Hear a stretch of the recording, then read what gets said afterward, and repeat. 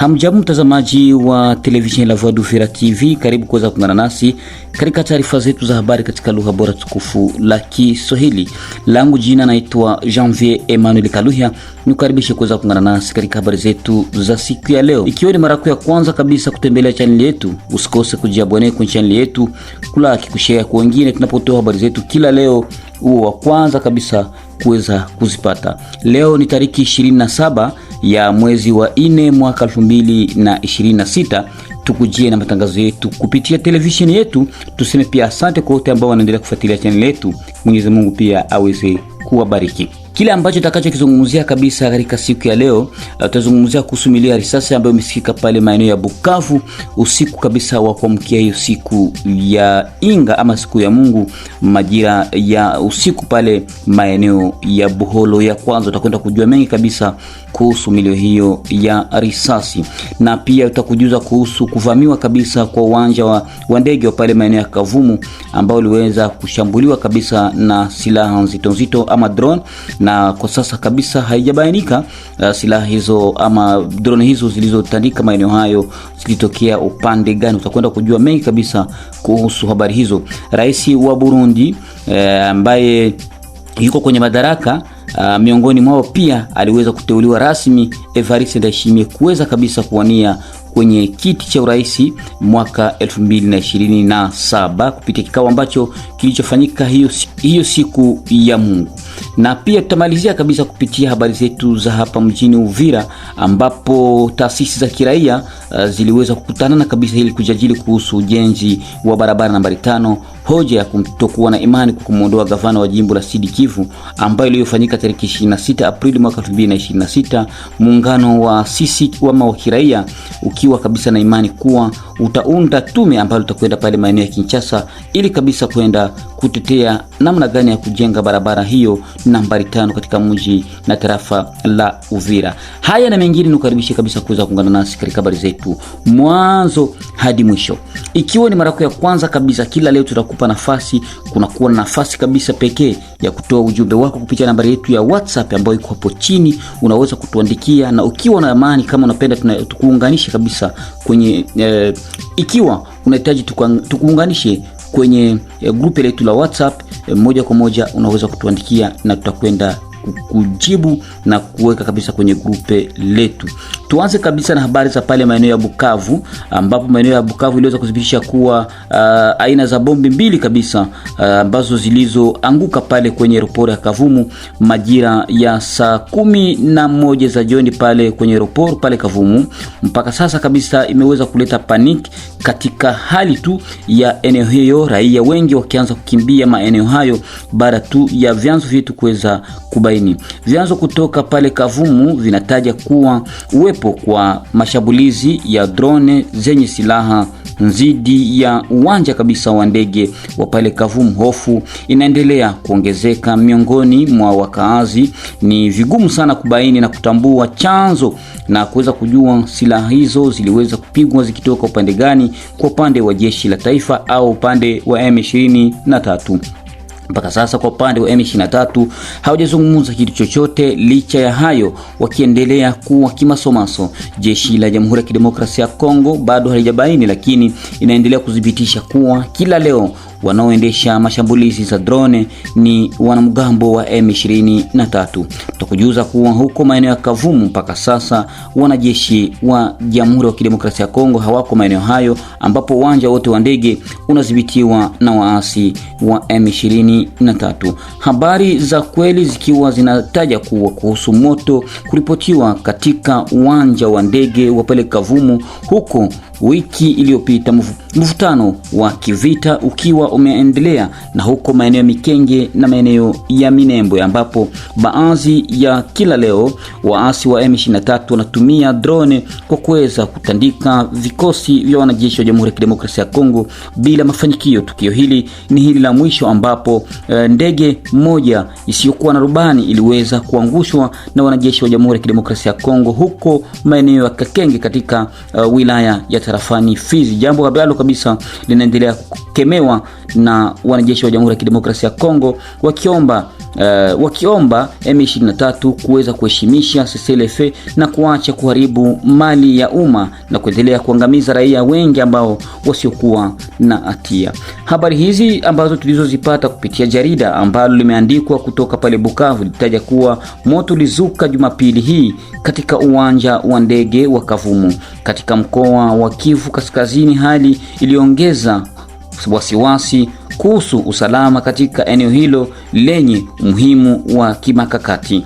Kwa mujibu wa vyanzo kadhaa vya ndani mishali ya moto ilionekana karibu na miundombinu ya uwanja wa ndege. Hadi sasa hakuna taarifa kamili ambazo zinadhibitisha zimeweza kutaja milio hiyo ama miali hiyo iliweza kutokea sehemu gani, ambapo kwa upande wote kabisa wote wako kimya na kubaki kimaso.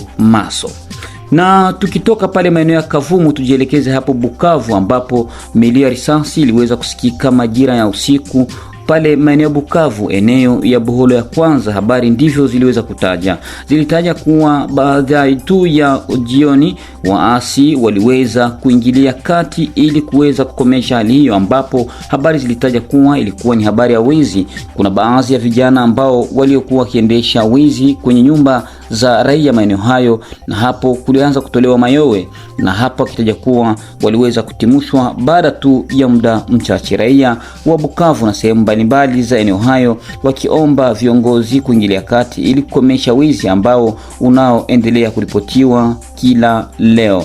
Tukiwa tunaendelea na taarifa yetu ya habari katika lugha bora tukufu la Kiswahili, tuzungumzie kabisa kuhusu vita ambavyo vinavyoendelea mashariki mwa Jamhuri ya Kidemokrasia ya Kongo, hasa pale maeneo ya Minembwe na huko Mikenge. Mpaka sasa raia wa Minembwe na raia wa Mikenge, raia wa Kakenge na raia wa Pwenzero wako katika hali ya wasiwasi, ambapo kila leo ndege zisizokuwa na rubani ambapo zinaendelea kuvamia vijiji kadhaa vya maeneo hayo, wakiomba serikali kuingilia kati ili kukomesha hali hiyo ambayo imetia hofu kwa wananchi, pia kwa raia ambao wanaopatikana maeneo hayo, na kuomba serikali ya Jamhuri ya Kidemokrasia ya Kongo kuingilia kati ili kufurusha waasi wa M23.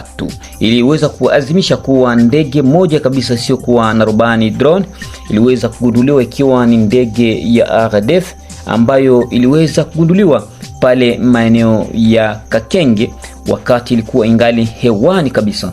Jeshi la Jamhuri ya Kidemokrasia ya Kongo liligundua hilo na kubainisha kuwa drone hiyo iliweza kuangushwa kabla kabisa hayatekeleza maafa katika eneo hilo. Ndege hiyo ambayo kabisa ilikuwa inalenga kushambulia kambi za kijeshi ambazo zinazopatikana huko juu katika eneo ya Minembwe katika wilaya ya Fizi, mkoa wa Sud Kivu. Kifaa hicho kiliweza kabisa kulengwa na kushambuliwa na jeshi la Kongo, baadaye kiliweza kuanguka chini, na habari ambazo tulizozipata hakikuweza kufanya maafa yote kwa sababu kiliweza kugunduliwa na kuweza kubomolewa na jeshi la Jamhuri ya Kidemokrasia ya Kongo. Jeshi la Jamhuri ya Kidemokrasia ya Kongo kupitia Sokola ya pili litaja kuwa waasi wa M23 wanaendelea kabisa kukeuka makubaliano, hasa kutumia vifaa vya drone ambavyo kabisa viliweza kukatazwa kwa sababu kila leo wanaendelea kushambulia raia wengi, na raia wengi wanaendelea kufariki katika maeneo hayo, hasa kabisa mashambulizi ya drone ambayo iliweza kufanyika kwa maeneo ya Mikenge, Pwenzero na eneo la Karingi katika tarafa la Fizi. Jeshi la Jamhuri ya Kidemokrasia ya Kongo inataja kuwa inaendelea kuimarisha usalama maeneo hayo, ikiomba raia kuendelea kushirikiana kwa pamoja ili kuhakikisha kuwa wameweza kufurusha adui ambaye anaendelea kuvamia maeneo ya wanajeshi pamoja na maeneo ya raia katika tarafani Fizi na maeneo mengine. Katika tangazo hilo, msemaji wa jeshi la Jamhuri ya Kidemokrasia ya Kongo Luteni Mbui Kalonji alitaja kuwa baadhi ya vita ambavyo viliweza kutokea huko maeneo ya Minembwe tariki 24, tariki 25 isababisha kuweza kumkamata mateka mwanajeshi mmoja wa M23. Kwa hiyo taarifa zingine za baadaye kuhusu kukamatwa kwa mwanajeshi huyo zatajwa kuwa zitajulishwa baadaye. Habari tunazozitaja kila leo kuhusu vita ambavyo vinavyoendelea maeneo ya Minembwe kila leo, waasi wakiendelea kuongeza nguvu kubwa maeneo hayo na kutumia drone ili kuangalia namna gani wanaweza wakauteka mji wa Baraka na vijiji kadhaa, lakini jambo ambalo limekuwa kabisa tete kwao kwa kuwa kila leo wanajeshi wa Jamhuri ya Kidemokrasia ya Kongo pamoja na wazalendo wako kwa pamoja na wako kimasomaso, pia wakiendelea kutaja kuwa wanaendelea kushirikiana kwa pamoja ili kurejesha amani ya kudumu katika mji na tarafa zote ambazo waasi wa M23 wanazomiliki. Na tuzungumzie kabisa kuhusu hali kwa sasa ambayo inaonekana ya mvutano katika jimbo la Sud Kivu katika mji na tarafa letu la Uvira.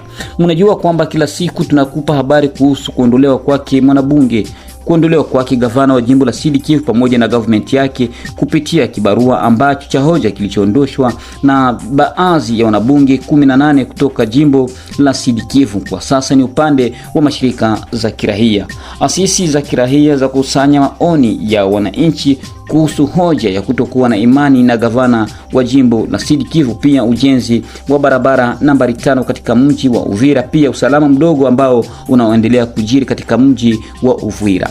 Pointi hizo tatu ndiyo malengo kabisa, pia uchambuzi ambao uliweza kugubika tariki 26 Aprili mwaka 2026 kupitia muungano wa asisi za kirahia na harakati za wananchi wa mji wa Uvira uliandaa siku ya Jumapili mkutano wa dharura katika mtaa wa Kakombe katika manispa ya Mulongwe kwenye lengo la kukusanya maoni ya wananchi kuhusu masuala mbalimbali sasa ya ngazi ya mkoa. Katika mjadala huo, masuala yaliyopewa kipaumbele ni pamoja na hoja ya kutokuwa na imani kabisa dhidi ya gavana Jean-Jacques Purusi, gavana wa jimbo la Sud Kivu, kusimamishwa kwa kazi za ujenzi wa barabara nambari 5 mjini Uvira, pamoja na hali ya usalama katika mji huo wa Uvira. Kwa mujibu wa waandalizi, pamoja na kukusanya hoja hizo,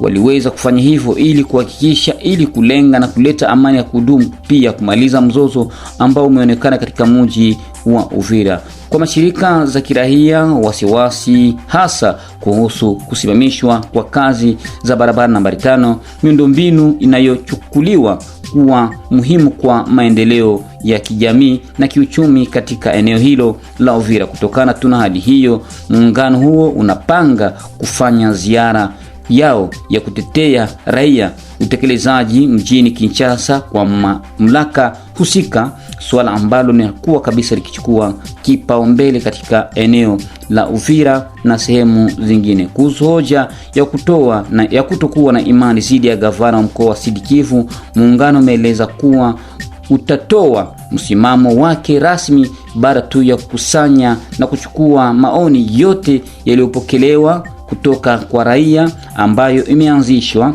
Itakuwa ni katika hali ya malengo ya kuweza kurejesha amani ya kudumu. Habari imepangwa kufanyika siku ya Jumatatu ya tariki 27 Aprili mwaka 2026, ambapo kutakuwa na kongamano la waandishi wa habari mjini Uvira majira ya asubuhi ili kukusanya hoja na kutoa matangazo kupitia televisheni za hapa mjini Uvira. Azibidisha hivyo Bwana Mapenzi akiwa ni mratibu wa muungano huo. Katika maelezo hayo, wakitaja kuwa wanaendelea kuhamasisha raia kuwa kwa pamoja ili kushirikiana kwa kuleta amani ya kudumu mashariki mwa Jamhuri ya Kidemokrasia ya Kongo. Pia katika siku zilizopita kuna baadhi ya wazalendo ambao waliweza kukemewa kutaja kuwa tayari wamekula pesa za kuweza kumuunga mkono gavana wa jimbo la Sud Kivu Jean-Jacques Purusi. Hoja hiyo ambayo iliweza kutaja kuwa wao wako kimasomaso na wazalendo hawatakiwi kuungana na gavana Jean-Jacques Purusi. Adhibitisha hivyo Bwana Alexi akiwa ni msemaji wa wazalendo katika mji wa Uvira. Katika mazungumzo na waandishi wa habari, Bwana Alexi alitaja kuwa ni vema kuwe na makubaliano, pia ushirikiano wa raia na kuweza kuangalia namna gani wanaweza kuendesha hali ya usalama, kuungana kwa pamoja ili kurejesha amani ya kudumu mashariki mwa Jamhuri ya Kidemokrasia ya Kongo. Nikimnukulu, alitaja kuwa wazalendo wote wanatakiwa kuwa kwa pamoja Pia wanatakiwa kuwa imara, hawatakiwi kutishika na kitu chochote, hasa wakati baadhi ya wabunge ambao walioandaa hoja hiyo kutokuwa na imani na gavana Jean-Jacques Purusi. Wao wana malengo. Kazi ya wabunge ni kuweza kuangalia namna gani wanaweza wakatetea raia pamoja na mali yao. Kupitia habari hizi, mtazamaji wetu ambaye unaendelea kufuatilia taarifa zetu za habari katika lugha bora tukufu la Kiswahili, ukiwa na maoni au pendekezo, usisite kabisa kuweza kutembelea channel yetu, kutuandikia kupitia nambari yetu ya WhatsApp, na pia kuweza kujiabone kwenye channel yetu, kutoa comment.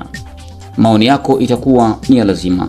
Langu jina naitwa Janvier Emmanuel Kaluhia. Kwa kumalizia kabisa, tumalize na habari za hapo Burundi.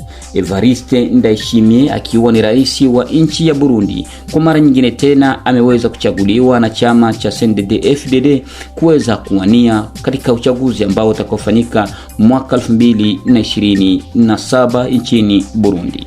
Rais wa Burundi Evariste Ndayishimiye akiwa ni mmoja kati wa vyama vya kisiasa CNDD-FDD ambaye anakuwa na ushawishi katika chama hicho, ambaye ameteuliwa kupitia kongamano ambayo ilifanyika tarehe 26 Aprili mwaka 2026 huko Burundi, nchini Burundi, ambapo ameweza kuchaguliwa kwa mara nyingine tena kuongoza nchi ya Burundi na kuwania katika mhula ambao unaokuja. Na ni hapa ndipo tunakomesha kabisa taarifa yetu ya habari katika lugha bora tukufu la Kiswahili, taarifa ambayo imeletwa kwenu na Janvier Emmanuel Kaluhia.